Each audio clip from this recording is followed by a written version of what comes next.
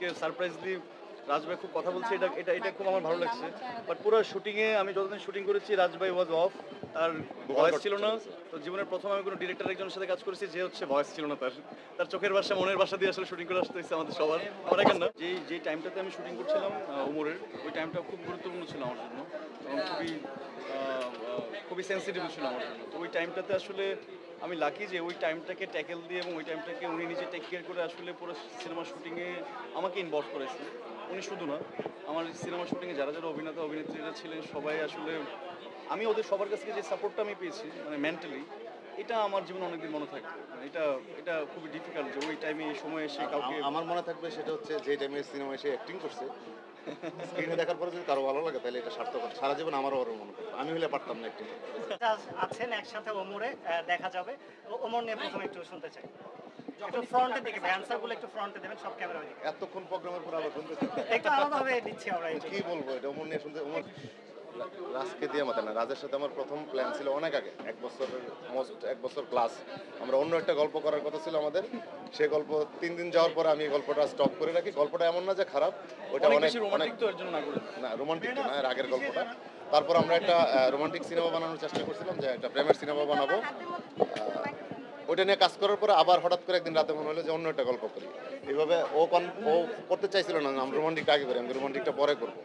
তার মানে এটাতে এই প্রেমে এই গল্পতে রোমান্স নাই, এটা না, এটা বললে রং হবে। রোমান্স শোনার পরে এটাও আমার ভালো লাগলো। তো তারপরে তো আমরা ভাবলাম যে ওটা আমরা পরে করি, আমরা এটা দিয়ে স্টার্ট করি আর কি। সো আমাদের স্টার্টটা খুব ভালো ছিল। আমার মনে হয় যে যদি একটা প্রবলেম ছিল পুরো শুটিংয়ে, কারণ সারপ্রাইজলি রাজ ভাই খুব কথা বলছে, এটা এটা এটা খুব আমার ভালো লাগছে।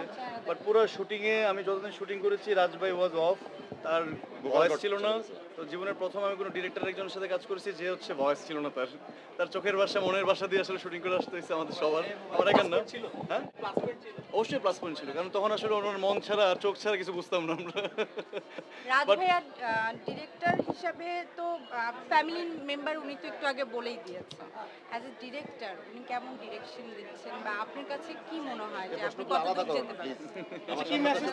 না না না, একটু শুনাম, শুনলে ভালো লাগবে ভাই। না না, এগুলো হচ্ছে খুব ফেক।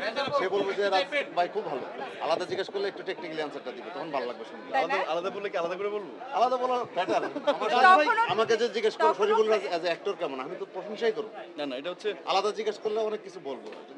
যেই টাইমটাতে আমি শুটিং করছিলাম ওমরের, ওই টাইমটা খুব গুরুত্বপূর্ণ ছিল আমার জন্য এবং খুবই সেন্সিটিভ ছিল আমার জন্য। তো ওই টাইমটাতে আসলে আমি লাকি যে ওই টাইমটাকে ট্যাকেল দিয়ে এবং ওই টাইমটাকে উনি নিজে টেক কেয়ার করে আসলে পুরো সিনেমা শুটিংয়ে আমাকে ইনভলভ করেছে।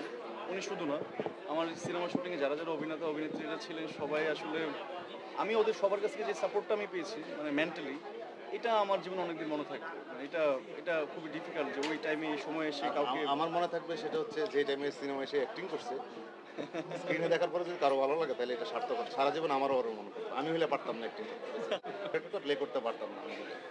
উপরে রাখবো, একদম টপে রাখতাম। হ্যাঁ, তারপরে দেয়ারা দেশকে টপে রাখবো, কাজল লেখাকে টপে রাখবো। আমি রাজ কি করছে কি জানেন, রাজ অ্যাক্টিং করছে, সে সিনেমা করছে এবং এটাই সে করতে চাইছে এবং সামনে ভবিষ্যতে সেটাই করবে, এতটুকু জানি আমি। সামনে আর কি করছে রাজ? সিনেমা করছি ডেফিনেটলি। নতুন আমরা কি জানতে পারি কি আসছে? সেটা যেহেতু এখনো ডিক্লেয়ার হয়নি কোনো কিছু বা এটা নিয়ে আমি কথা বলিনি কোথাও, আমার মনে হয় যে আমার সিনেমা শুরুর থেকে শেষ হওয়ার প্রসেস অবধি আসলে আমাকে নিজের একটা প্রসেস মেনটেন করতে হয়, সেটা ডিরেক্টর প্রডিউসার টিম। তো আমি আসলে ওদের বাইরে না, ওনারা যখন আসলে ডিক্লেয়ার করবেন তখন আসলে আমি এটা নিয়ে কথা বলতে পারবো। Thank you, thank you, thank you very much. Thank you Raj ভাইয়া।